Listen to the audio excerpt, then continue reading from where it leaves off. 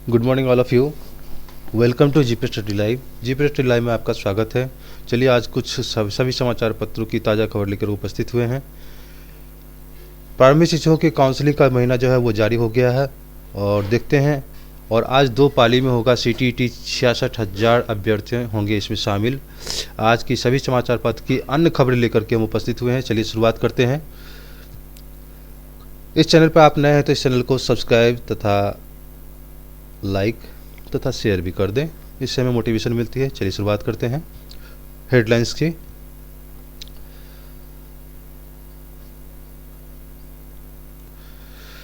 तेरह 168 नियोजन इकाई में के लिए जनवरी के पहले पखवाड़े में काउंसलिंग की बात चल रही है। तो ये राज्य के 1368 प्रारंभिक शिक्षकों के नियोजन इकाई 12,495 प्रारंभिक शिक्षकों के पद के लिए काउंसलिंग जनवरी के पहले पखवाड़े में होगी। शिक्षा विभाग ने सोमवार या अगले 2 दिनों के अंदर काउंसलिंग की शेड्यूल जारी कर देगा। जिला परिषद अध्यक्ष का चुनाव शपथ 3 जनवरी तक होने के बाद काउंसलिंग कराई जाएगी। शिक्षा विभाग के अपर मुख्य सचिव संजय कुमार के अनुसार नया शेड्यूल सोमवार को जारी कर दिया जाएगा। इसके लिए पहले शिक्षा विभाग ने राज्य निर्वाचन आयोग से पूछा था कि प्रखंड प्रमुख और जिला परिषद अध्यक्ष का चुनाव कब तक पूरा हो जाएगा। आयोग ने प्रखंड प्रमुख और जिला परिषद अध्यक्ष का शपथ पूरा होने की तिथि साफ कर दी है। अपर मुख्य सचिव ने कहा कि विभाग का लक्ष्य काउंसलिंग पूरा कराने के बाद सभी चयनित अभ्यर्थियों के प्रमाण पत्रों की जांच पूरा कर जल्द नियुक्ति पत्र दिए जाए। पिछले माह शिक्षा विभाग ने 14 से 22 दिसंबर तक काउंसलिंग के लिए शेड्यूल जारी किया था। 14 दिसंबर तक पंचायत चुनाव पूरा हो गया है। मुखिया तो चुनाव हो गया है। अब 3 जनवरी तक प्रखंड प्रमुख और जिला परिषद अध्यक्ष का भी चुनाव पूरा हो जाएगा। अगली खबर की रुख करते हैं हम। अगली खबर जो है CTET आज पटना में 32 केंद्र पर प्रश्न पत्र जो है डाउनलोड करने के लिए एक्सपर्ट टीम बुलाई है और परीक्षा को CBT मोड से यानी कंप्यूटर बेस्ड टेस्ट जिसको बोला जाता है में सफल बनाने के लिए तैयार पूरी कर ली है। ट्रायल भी किया जा रहा है और इसके लिए। और CBSE ने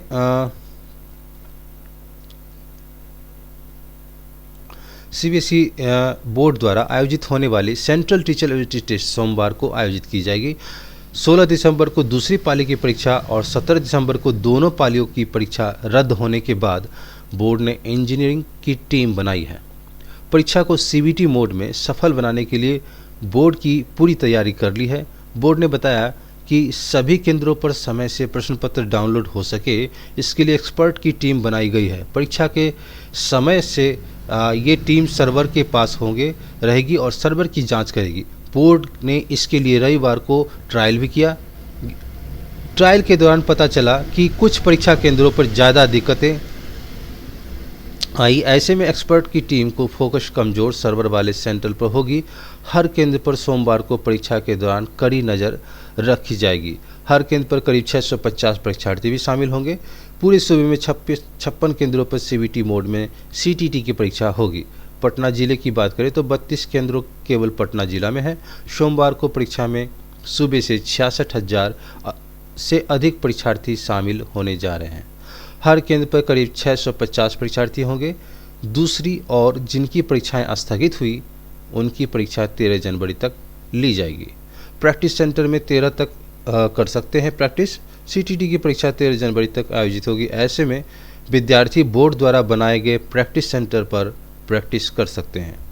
यहाँ पर कुछ चुनिंदा स्कूल्स की जानकारी दी गई है जहाँ पर लोग प्रैक्टिस कर सकते हैं। जैसे कि ये भी जितने भी स्कूल्स हैं वो CBSE बोर्ड के द्वारा चलाए जाते हैं। तो ये इसका नाम है Saint Dominic's Savio's high school Patna, DAV public school Gaya, DAV public school BMP Malighat Muzaffarpur, DAV public school Barari Bhagalpur, RPS school Kachahri road Bihar Sharif Nalanda, BRDAV public school Begusarai, Jesus और मैरी एकेडमी अलपट्टी दरभंगा में प्रैक्टिस सेंटर बनाए गए हैं।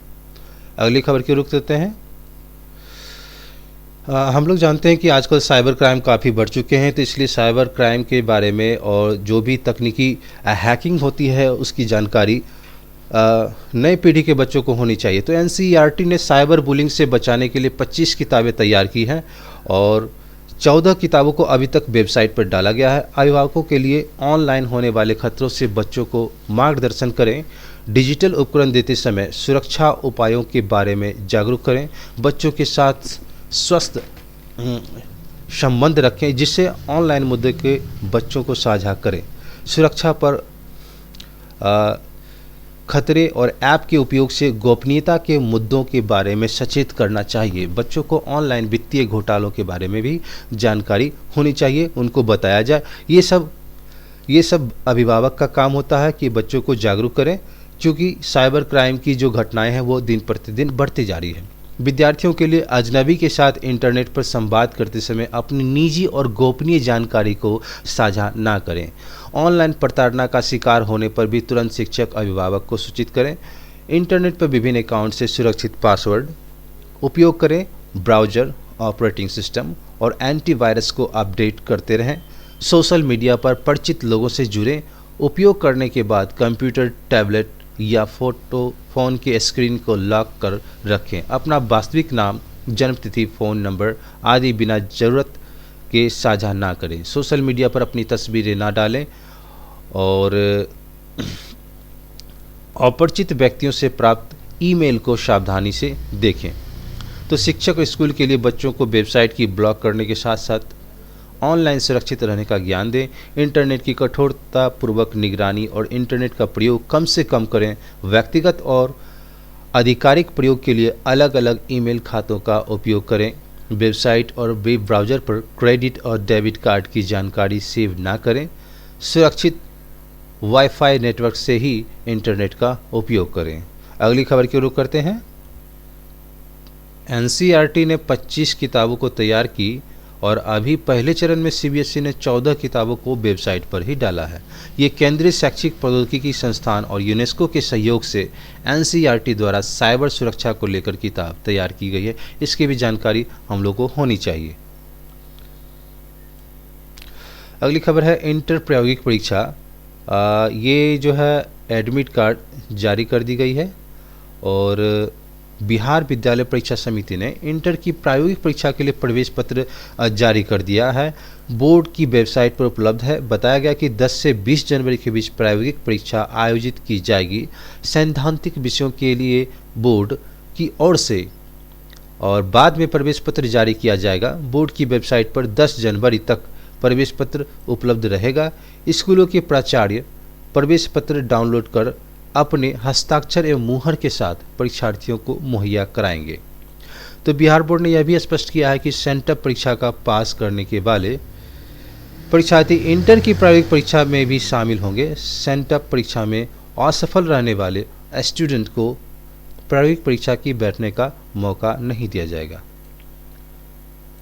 अगली खबर है बेमियादी हड़ताल पे जाएंगे 33,000 शिक्षकेतर कर्मचारी। 7 चरणों में आंदोलन होगा। 18 से 19 को सामूहिक अवकाश, 1 से हड़ताल। तो राज्य के विभिन्न विश्वविद्यालयों में सहित 250 अंगीभूत महाविद्यालय के संबंध में है। तो ये जो है 250 अंगीभूत महाविद्यालय के तकरीबन 33,000 शिक्षकेतर कर्मचारी जनवरी से चरणबद्ध आंदोलन पर उतरेंगे और शिक्षकेतर कर्मचारी 18 से 19 जनवरी को सामूहिक अवकाश पर रहेंगे।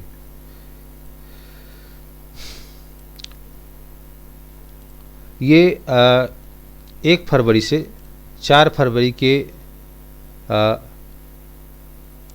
तक निश्चित कालीन हड़ताल पर रहेंगे और 5 अप्रैल से अनिश्चितकालीन हड़ताल पर चले जाएंगे।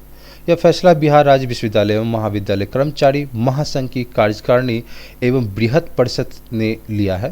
कार्यकारिणी एवं बृहद परिषद की 2 दिवसीय बैठक रविवार को यहां डॉक्टर AK सेन भवन में संपन्न हुई। गत सितंबर माह से वेतन पेंशन भुगतान हेतु बैठक में गुस्से का इजहार किया। कर्मचारियों के आरोप के आर्थिक किल्लत से कई कर्मचारियों की सांसें टूट गई है। बैठक में राज्य सरकार ने से कहा कि जनवरी के पहले यदि वेतन पेंशन का भुगतान नहीं हुआ और लंबित समस्याओं का निराकरण यथाशीघ्र नहीं हुआ तो कर्मचारी राज्यव्यापी संघर्ष करेंगे। आज जो है 2 पाली में होगा सीटीटी की परीक्षा, जिसमें 66,000 अभ्यर्थी होंगे शामिल। तो central board of secondary education CBSE का सेंट्रल एबिलिटी टेस्ट जो 2021 ये सोमवार को पुनः शुरू होगा। सीटीटी पहले दिन ही 16 दिसंबर को तकनीकी गड़बड़ी से सेकेंड शिफ्ट की परीक्षा स्थगित करने की पड़ी थी। तो आज 16,000 अभ्यर्थी भी शामिल होंगे।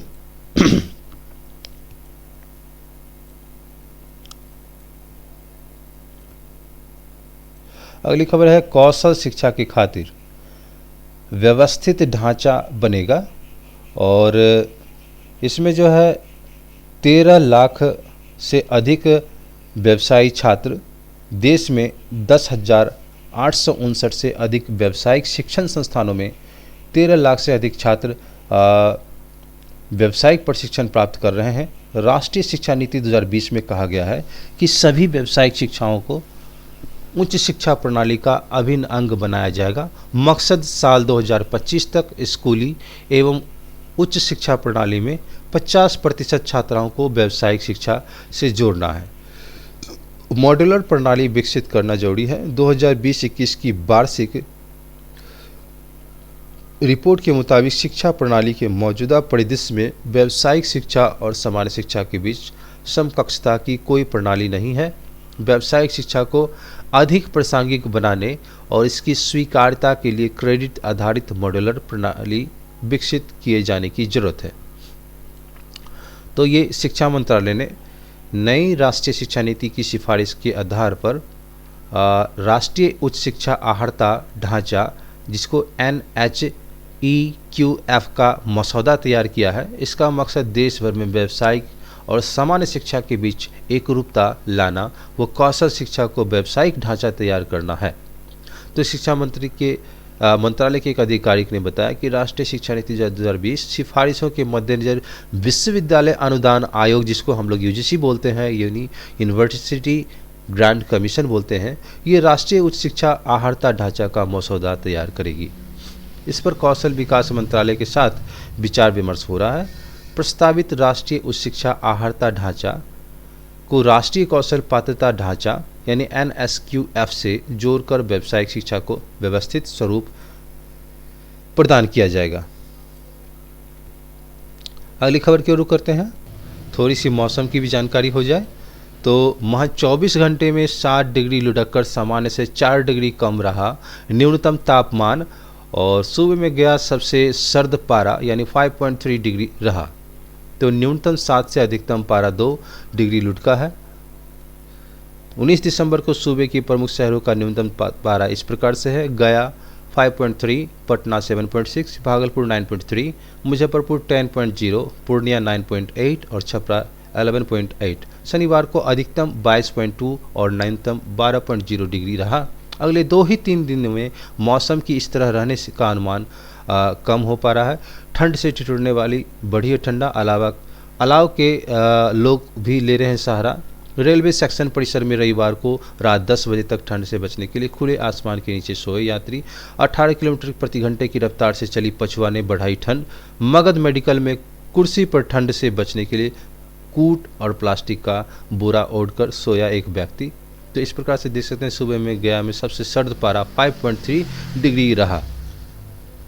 ये सब कारण पछुआ पवन के चलने के कारण हो रही है। और मौसम वैज्ञानिक SK पटेल ने बताया कि मौसम साफ रहने के बाद तेज गति से पछुआ चलने के कारण न्यूनतम तापमान में भारी गिरावट रही है और 18 किलोमीटर प्रति घंटा के रफ्तार से पछुआ वो कभी उत्तरी पछुआ चली। दिन भर हवा चलती रही, इस कारण से अधिकतम तापमान में कमी रही। रविवार को गया सबसे ठंड रहा। अगली खबर है मैट्रिक इंटर के छात्रों के लिए 20 से विशेष कक्षा होगी और जिले के 182 हाई स्कूल और 64 +2 स्कूलों में विशेष कक्षा का संचालन किया जाएगा। 31 जनवरी तक अनिवार्य रूप से चिन्हित स्कूलों में होगा वर्ग संचालन। कला उत्सव में होगी प्रतियोगिताएं। संस्कार भारती उत्तर बिहार की वज्जिका कला उत्सव समूह की बैठक स्पीकर चौक स्थित अटल सभागार में हुई।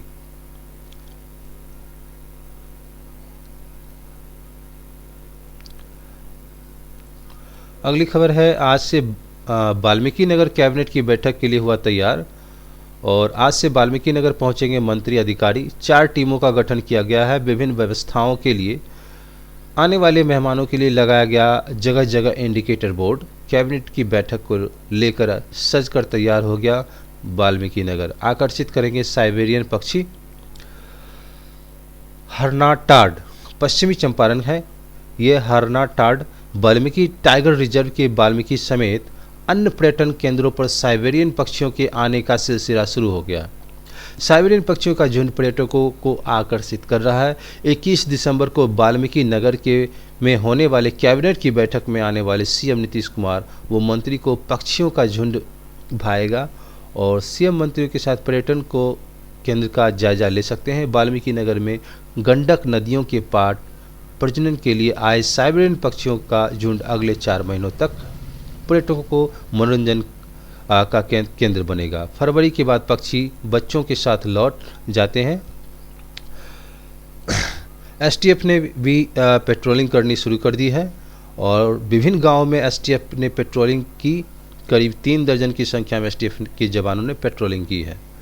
हवाई अड्डा का भी किया जा रहा है रंगारोगन, यानी वाल्मीकि नगर स्थित हवाई अड्डा का भी रंग रोगन किया जा रहा है। सीएम की तरफ से मार्ग में आने वाली सूचना को लेकर प्रशासन की सभी संभावनाओं को ध्यान में रखते हुए काम किया जा रहा है।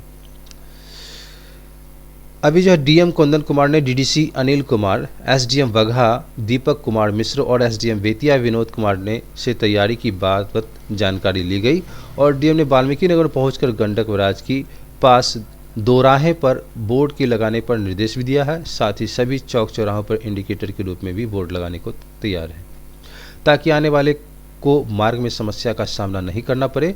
और इसके बाद जो है इको पार्क, सिंचाई विभाग के अतिथि भवन, सभागार, जंगल कैंप सहित विविध स्थलों का जायजा लिया जाएगा। अगली खबर है, शिक्षक को सम्मानित करने के लिए सिक्किम के राज्यपाल गंगा प्रसाद ने शिक्षा सम्मान से नवाजे गए सैकड़ों शिक्षाविद। Bihar public school of children welfare association द्वारा शिक्षा सम्मान समारोह 2021 का आयोजन किया गया। कार्यक्रम की अध्यक्षता संगठन के अध्यक्ष डीके सिंह ने की। कार्यक्रम का उद्घाटन सिक्किम के राज्यपाल गंगा प्रसाद चौरसिया, बिहार विधानसभा के अध्यक्ष विजय कुमार सिन्हा, पथ निर्माण मंत्री नितिन नवीन, नालंदा खुला विश्वविद्यालय के वीसी केसी सिन्हा ने किया और इस मौके पर डॉक्टर रमेश सिंह और अन्य लोग थे। सब ने शिक्षा सम्मान मिलने पर आभार भी जताया। कुछ खबर बैंकिंग से संबंधित है तो एसबीआई ने कस्टमर्स की सुरक्षा के लिए नियमों में किए अहम बदलाव और देश की सबसे बड़ी सार्वजनिक क्षेत्र की बैंक एसबीआई के ग्राहकों के लिए बेहद जरूरी खबर है। एसबीआई की कस्टमर्स की सुरक्षा के लिए बैंक नियमों के अहम बदलाव किए हैं। इस बदलाव के तहत अब एसबीआई की योनो एप्लीकेशन पर ग्राहक सिर्फ उसी फ़ोन से लॉगिन कर सकते हैं जिसका मोबाइल नंबर बैंक के साथ रजिस्टर्ड होगा। यानी अब आप किसी भी नंबर से बैंक की सर्विस नहीं ले सकते हैं। बैंक ने यह कदम इसलिए उठाया है ताकि ऑनलाइन बैंकिंग फ्रॉड से ग्राहकों को बचाया जा सके।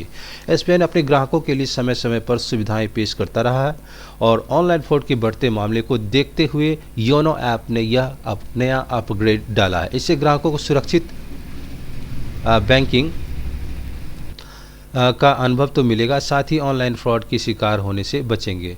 बैंक अपने आधिकारिक ट्विटर हैंडल पर यह जानकारी दी।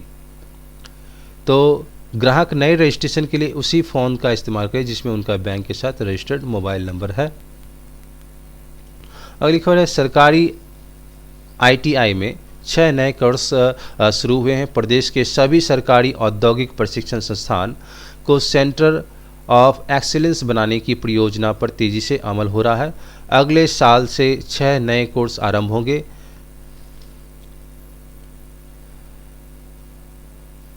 यह कोर्स नई एडवांस टेक्नोलॉजी पर आधारित होगी जो युवाओं को बेहतर रोजगार दिलाने में मददगार होंगे। ये कोर्स आर्क वेल्डिंग व औद्योगिक रोबोटिक्स, इलेक्ट्रिक वाहन प्रशिक्षण, ये आपको जो है इलेक्ट्रॉनिक वाहन प्रशिक्षण, IoT और डिजिटल इंस्ट्रूमेंटेशन, मशीनिंग और विनिर्माण एडवाइजर, IIT एवं डिजाइन सभी प्रकार के मरम्मत और रखरखाव के लिए जो है आधुनिक प्लम्बिंग में ट्रेनिंग से जुड़े हैं। श्रम संसाधन मंत्री जीवेश कुमार ने मुताबिक युवाओं को रोजगार दिलाने के उद्देश्य से ITI अपग्रेडेशन की कार्य पर तेजी से काम कर रहा है। तो देखिए इसमें एक बहुत सारे कोर्स को संचालित किया गया है। ये कोर्स आर्क वेल्डिंग और औद्योगिक रोबोटिक्स, ये भी एक नया कोर्स है जो IIT के लिए और IIT के छात्रों के लिए बहुत फ़ायदेमंद साबित हो सकती है। तो अगली खबर है प्रदेश के 227 संबद्ध डिग्री कॉलेज में अब सीटें जो हैं वो बढ़ेगी। उस शिक्षा में सकल नामांकन औसत, जिसको GER यानी 14.5% से बढ़कर अगले 10 साल में 30% का लक्ष्य पाने में जुटी राज्य सरकार अब संबद्ध डिग्री कॉलेज में सीटें बढ़ाने की तैयारी में है।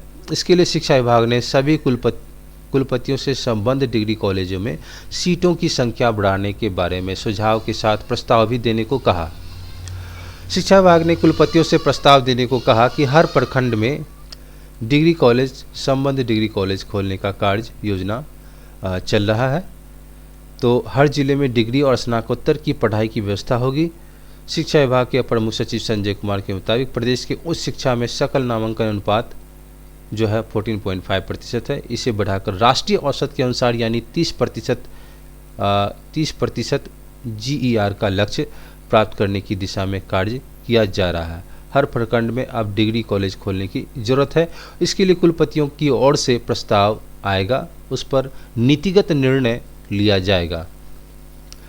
उस शिक्षा के लिए रोड मैप भी तैयार कर लिए गए हैं, इसके प्रस्ताव भी मांगा गया है। और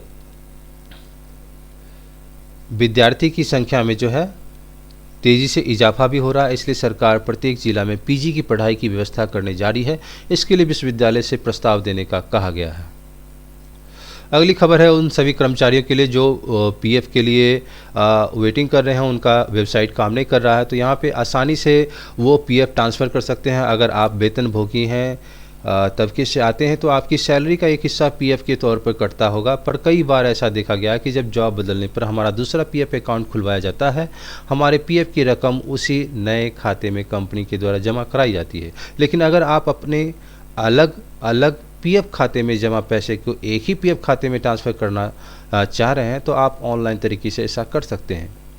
तो EPF ने जो है ऑनलाइन माध्यम से अपने सब्सक्राइबर को अलग अलग खातों में जमा PF की रकम को एक ही खाते में जमा करने की सुविधा देता है। ऑनलाइन तरीके से PF की रकम को ट्रांसफ़र करने के लिए सबसे पहले सब्सक्राइबर को यूनिफाइड मेंबर पोर्टल पर विजिट करके, जिसको बोल सकते हैं UMP, तो विजिट करके अपने UAN और पासवर्ड के जरिए लॉगिन करना होगा। इस स्टेप के बाद आपको ऑनलाइन सर्विसेज के विकल्प के साथ जो है जाकर 1 मेंबर 1 EPF अकाउंट के विकल्प का चुनाव करना होगा। इस स्टेप के बाद सब्सक्राइबर को वर्तमान रोजगार से जुड़ी अपनी पर्सनल जानकारी और PF खाते को वेरीफाई करना होगा। इस प्रक्रिया के बाद आपको गेट डिटेल्स के विकल्प पर जाना होगा, जहां पर आपको आपकी अपनी पिछले नौकरी से जुड़े PF अकाउंट की पूरी डिटेल्स दिखाई देगी। इस स्टेप के बाद आपको अपना फॉर्म वेरीफाई करने के लिए पिछले नियोक्ता और मौजूदा नियोक्ता में से किसी एक का चुनाव करना होगा। अब आपको UN के साथ रजिस्टर्ड मोबाइल नंबर पर OTP हासिल करने के लिए गेट OTP विकल्प पर क्लिक करना होगा, जिसके बाद आपको रजिस्टर्ड मोबाइल नंबर पर एक OTP आएगी, जिसे दर्ज करने के बाद आपको सबमिट के विकल्प पर क्लिक करना होगा। इस पूरे प्रोसेस को पूरा करने के बाद आप PF ऑनलाइन ट्रांसफ़र हो जाएगा और जो है अब आसानी से आप कर सकते हैं। पासवर्ड के जरिए लॉगिन करना होगा। इस स्टेप के बाद आपको ऑनलाइन सर्विसेज के विकल्प भी जाकर 1 मेंबर 1 EPF अकाउंट के विकल्प का चुनाव करना होगा। इस स्टेप के सब्सक्राइबर को वर्तमान रोजगार से जुड़ी अपनी पर्सनल जानकारी PF खाते में वेरीफाई करना होगा। तो ये सारी प्रोसेस हैं जिससे आप रजिस्टर्ड मोबाइल नंबर एक OTP दर्ज करके पूरे प्रोसेस को ऑनलाइन ट्रांसफ़र कर सकते हैं। तो मिलते हैं अगले वीडियो में किसी खास खबर के साथ, कुछ वैकेंसीज़ के साथ और आपके काम की न्यूज़ के साथ, जानकारी के साथ। तब तक के लिए खुश रहें, स्वस्थ रहें। साथ ही इस चैनल को लाइक, सब्सक्राइब तथा शेयर भी कर दें। धन्यवाद।